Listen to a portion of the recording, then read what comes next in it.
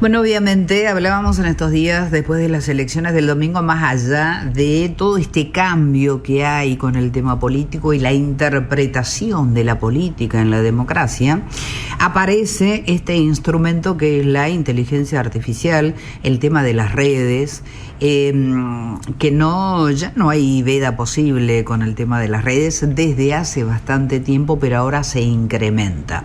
Vamos a hablar de eso en el día de hoy.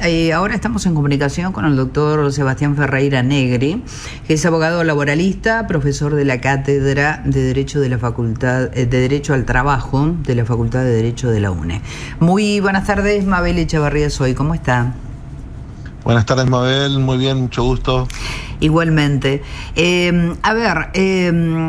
Evidentemente hay un nuevo elemento que cada vez surge con más fuerza, ¿no? El tema de la utilización, en este caso de la inteligencia artificial, desde el propio gobierno oficial nacional, aparentemente. Esto que tiene que ver con que ya no tenemos veda electoral. Desde el punto de vista del derecho, ¿hay algo que se pueda hacer? ¿Se está trabajando en algo? ¿Hay alguna legislación? ¿Algo posible? A mi entender, las respuestas todavía pueden ser y deben ser analógicas, independientemente de la revolución disruptiva de lo digital. Sucede que hay un letargo y una no intervención del Poder Judicial, en este caso de la justicia electoral, sí, que puede intervenir perfectamente de oficio, independientemente de que se interponga o no una denuncia. El Código Electoral Nacional del 64 bis en adelante es muy claro en que el clima electoral tiene que ser democrático y las partes están comprometidas a velar por la transparencia del proceso.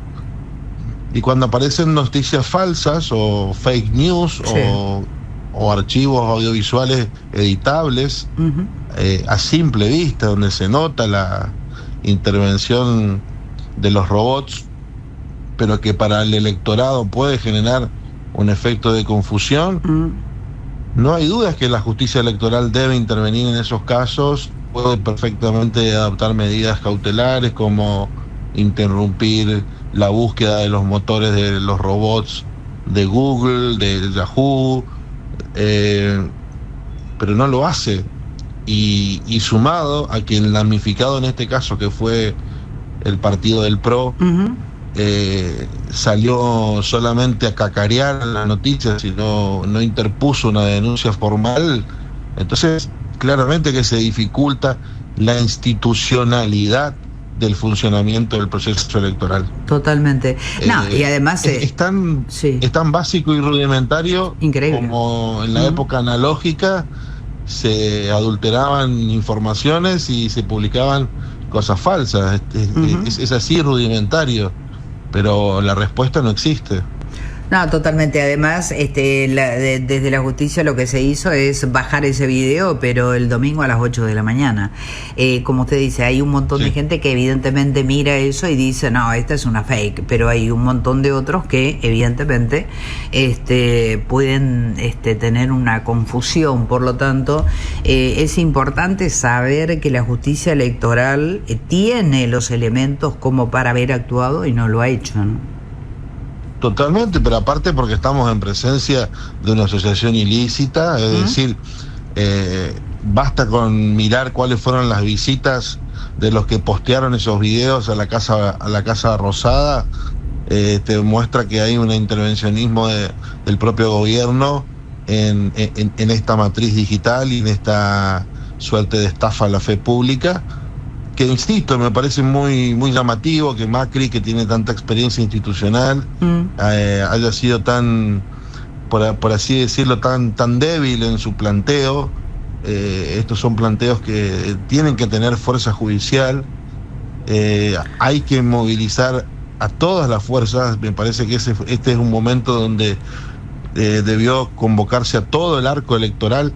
Es más, si nada tiene que ocultar, el candidato oficial debió también manifestarse indignado con ese video, claro. Y no tomarlo como un chiste, supuestamente. Claro. Bueno, yo tengo entendido que el PRO como partido hizo una presentación judicial, pero bueno, la justicia electoral llegó a quitar ese video, reitero, el domingo a las 8 de la mañana, cuando estuvo colgado durante todo el día sábado, ¿no? Yo me refiero a una presentación en la justicia federal por los delitos, los delitos electorales. Perfecto. Y los delitos a la fe pública y todo lo que implica el entramado de una posible asociación ilícita, que claramente estamos frente a... esto no puede ser una asociación ilícita cuando participan 2 o más personas. Sí. O sea, esto no puede multiplicarse sin la coparticipación de un número importante de personas, incluso en la logística del armado porque ese video tiene todo un mensaje, todo un metamensaje, sí, todo un posicionamiento y un direccionamiento a un voto útil. Y bueno, eso está craneado evidentemente por personas que están recibiendo fondos públicos y que están cometiendo delitos para intereses personales. Totalmente. Entonces es la justicia federal donde tuvo que haber realizado esta denuncia el expresidente o quien esté a cargo del partido, ¿no? O a quién le suceda esto. Es la justicia federal más, o sea, está muy bien la intervención del Tribunal Electoral, sí, porque es la que tiene que de algún modo auditar el proceso, pero cuando vos estás en presencia de delitos que además, claro, sí, de afectar el proceso electoral afectan a la institucionalidad argentina, tenés que hacer las dos cosas, o sea, una cosa no quita la otra. Perfecto. Pero además, a ver, ese tipo de noticias falsas, que evidentemente ese va a ser el modus operandi de lo que se viene, sí, interesa a todas las fuerzas políticas. Claro, sí, sí. O sea, no costaba nada pegar un telefonazo a Santoro, al Partido Obrero, al partido de... O sea, los 17 candidatos que participaron de estas elecciones. Tan simple como eso. Y decir, mira, es más, y también al oficialismo. Claro, sí, sí. Que llamativamente ayer la ministra de Seguridad, Bullrich, salió a matarse de risa de Macri sobre este hecho y no a repudiarlo al video. Ah, totalmente. Bueno, pero estamos en presencia, la verdad, de una serie de cosas que... bueno, ayer hablábamos justamente con politólogos y demás. Ahora hablamos de la parte del derecho. Hay que acostumbrarse, entre comillas, a una serie de cosas que van cambiando en lo que tiene que ver con el manejo de la política, del discurso presidencial y demás. Bueno, también Milei dijo que, bueno, Macri está un poco grande y no entiende un montón de cosas que tienen que ver con las redes, por ejemplo. Como la trampa, por ejemplo. Claro, como una cosa que está naturalizada, y la verdad que no hay que naturalizar ese tipo de cosas porque la ley no lo permite, simplemente por eso, ¿no? Totalmente. Yo estoy iniciando un ciclo de unas charlas que se van a denominar El derecho del trabajo en Argentina ha muerto. Sí. Y a mí me parece que el derecho el debido proceso electoral en Argentina también ha muerto. Sí.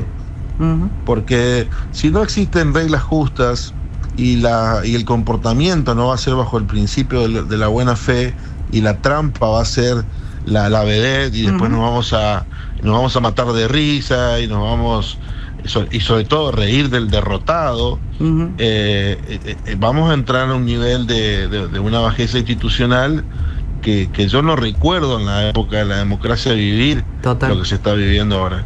Absolutamente. Por eso digo que no hay que naturalizar aquello que no está a derecho en este caso. Me interesa eso de sus charlas con respecto al tema laboral, doctor, sobre todo porque está en juego y está en vilo mucho de lo que tiene que ver con los derechos laborales, ¿no? Sí, desde cuando sale el DNU 70, /23, que fue en diciembre, sí, hoy está cautelado por un caso que es CGT contra el gobierno nacional, y no está siendo aplicado el DNU, pero sí la ley bases. Ahí comenzó en Argentina un proceso en el que un decreto de necesidad de urgencia tiró abajo la mitad el 75% de la biblioteca. Totalmente. Sí. O sea, un decreto de necesidad de urgencia. Y eso que se limitó de los 600 y pico de artículos que tenía a 264, ¿no? Sí. Entonces, cuando esa es la calidad institucional y cuando el gobierno, el funcionamiento de la democracia va a ser a través de decretazos, entonces es lógico que salga naturalmente la arbitrariedad y por supuesto una mirada regresiva. Las famosas novedosas o nuevas ideas de libertad son las ideas más antiguas de la esclavitud que trajo el gobierno nacional. No hay nada más antiguo que lo que está sucediendo hoy en Argentina. O sea, nosotros que veníamos en una conducta internacional hacia el trabajo decente, con un montón de proyectos y convenios con la Organización Internacional del Trabajo, sí. Y bueno, ahora estamos discutiendo si van a poder trabajar 14 horas sin horas extra. Claro, todo en nombre de la libertad, supuestamente. Exactamente. Entonces no estamos discutiendo nada nuevo, estamos discutiendo todo anterior de 1919 cuando se funda la OIT. Y bueno, entonces hemos retrocedido más de 100 años. Ahora, por eso es tan importante tener en cuenta y conformarnos nosotros con más ciudadanía cada vez a través del conocimiento, y por eso estas charlas vienen bien, ¿no?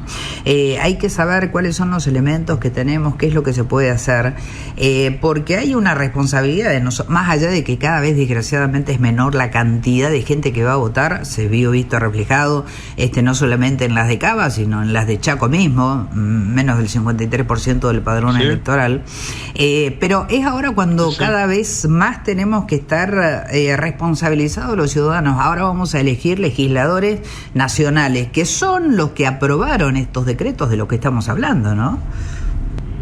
Sí, este es el momento para tener pensamiento crítico. Sí. Es muy sabio lo que vos decís, porque yo no entiendo por qué la gente tiene miedo a opinar.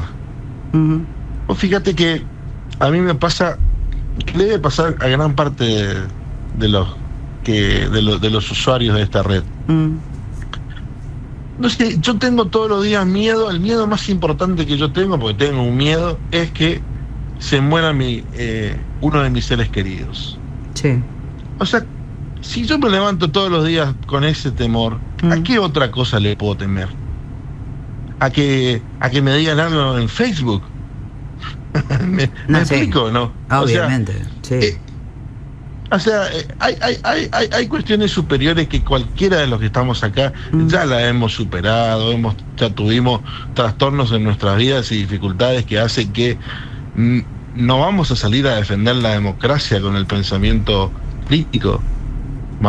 En serio le vamos a tener miedo a lo que pueda decir un grupo de trolls o no sé, o de adolescentes que no tienen ni idea de cómo funciona la vida. Por eso, yo creo que el único escudo, la única defensa que tenemos es la de construirnos nosotros cada vez con más información, ser cada vez más ciudadanos responsables. Porque también esto tiene que ver con la vida de hoy, de los jóvenes y de los no tan jóvenes, porque como la juventud se extendió hasta los 35, 40, se vive muy pendiente de las redes también, ¿no? Del me gusta, del no me gusta. Bueno, tenemos muchísimos problemas con los adolescentes por ese tema también. O sea que evidentemente... Sí.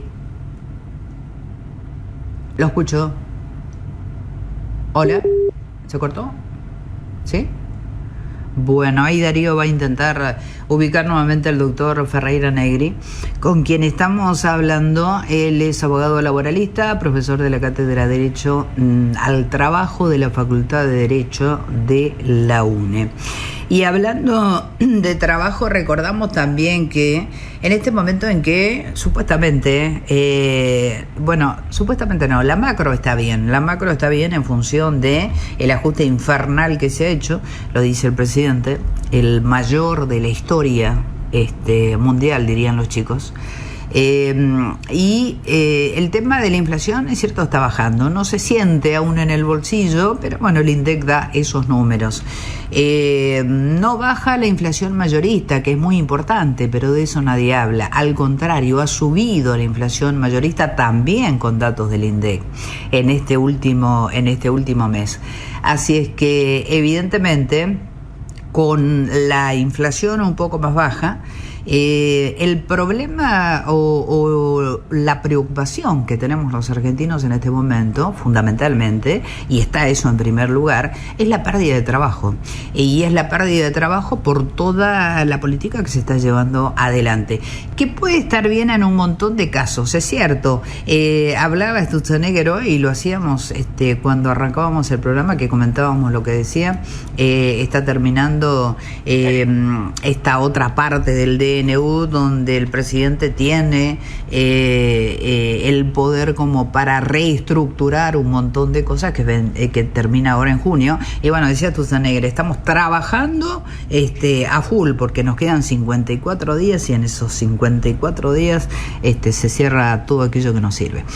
Lo recuperamos, doctor Ferreira Negri, ¿me escucha? Sí, perfecto, disculpe, se cortó. No, sí, no, tiene la culpa usted, tiene la culpa la comunicación, que bueno. Bueno, si no tenemos una buena comunicación también, si no tenemos una buena, estamos en lo básico también, ¿no? En esta Argentina de lo atamos con alambre todavía, a pesar de supuestamente estos sueños de libertad. Sí. Me decía usted, bueno, hablábamos de, que evidentemente las redes son importantes para muchas personas, por eso es bueno tomarlo desde ese punto de vista. Y decía yo que bajada la inflación, en teoría, aunque no se sienta todavía en los bolsillos, la preocupación que surge ahora en primer lugar para todos aquellos encuestadores tiene que ver con la pérdida del trabajo en este contexto. Sí, le añado la incidencia que tiene la matriz monetaria en Argentina con un proceso devaluativo, y que eso influye directamente en el proceso inflacionario. La supuesta baja de la inflación es bajo la lógica de la moneda anterior a la devaluación.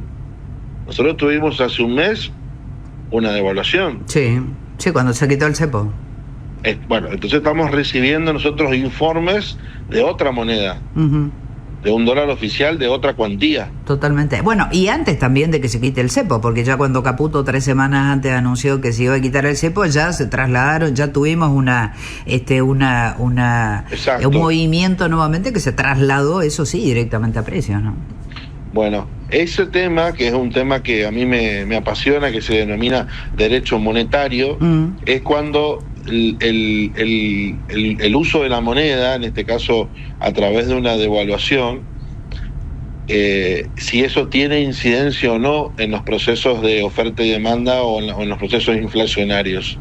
Y claramente sí, con lo cual nos quieren de algún modo encuadrar dentro de una falacia técnica de la economía, como es la devaluación, cuando detrás de todo esto hay un profundo plan monetarista por supuesto que busca la depreciación del peso. Por ahora parece que pasa inadvertido por la escasez del peso, pero no porque el peso vale mucho. No, pero sí. como telón de fondo lo que hay son actos institucionales, decretos, resoluciones, donde para la foto se dice se levanta el cepo, pero en realidad lo que hay es una devaluación. Sí. Eso modifica todo: alquileres, servicios, productos. Bueno, ese tiene que ser el gran tema de las sociedades. ¿Cómo vamos a tratar de ahora en más, y sobre todo los partidos políticos, al derecho monetario en Argentina? Porque si hablamos siempre de inflación, viene con un Fiat 600, y el derecho monetario con un auto alemán. Entonces, hasta tanto no tengamos estabilidad monetaria en Argentina, no podemos hablar de estabilidad inflacionaria. No, es cierto. La moneda es la que define el ciclo virtuoso de una efectiva distribución de la riqueza. Sí. Bueno, de lo que estamos muy lejos, ¿no? Porque el Estado evidentemente se ha alejado y cada vez se va alejando más de todo lo que tiene que ver con las funciones esenciales que tiene cualquier Estado, ¿no? Que es la de dar los elementos necesarios a todos como para que ahí sí cada uno pueda realizarse y hacer aquello en libertad que le convenga. Pero tiene que tener todos los estamentos dados por el Estado, ¿no? Bueno, el Estado que devalúa en nuestra región, que fue el Estado de Brasil, sí, cuando en el último mes y medio aplicó una devaluación importante, sí, automáticamente actualizó las prestaciones de la seguridad social para las clases más pobres y para las clases media y alta, actualizó todos los sistemas de subsidios y de contención que tienen. Incluso, para darte un ejemplo, sí, Brasil es una de las potencias, de las 20 potencias del mundo, y dentro de eso es un país que produce aviones, que es que está la empresa Embraer. Recibió una actualización de fondos que recibe de incentivo del Estado por la devaluación. Sí.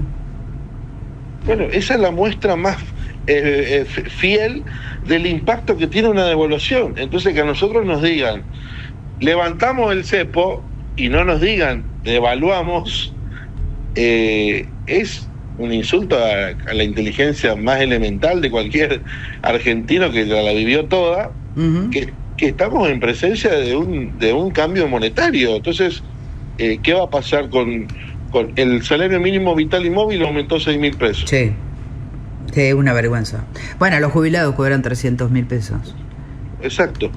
Bueno, entonces claramente que el tejido social va a tener un resentimiento muy, muy marcado, porque más allá de que la alícuota de la cuestión inflacionaria, vamos a decirle, tenga una cierta estabilidad, el proceso del deterioro de la distribución de la riqueza proviene de los cambios monetaristas. Totalmente. Bueno, doctor, ¿cuándo va a estar haciendo sus cursos? Me decía, ¿ya tiene fecha? ¿Va a ser dentro de la Facultad de Derecho? Va a ser en el marco de clases abiertas en la Facultad de Derecho. Vamos a hacerlo en el exterior también. Estoy cerrando algunas charlas en Italia. Ah, qué bueno.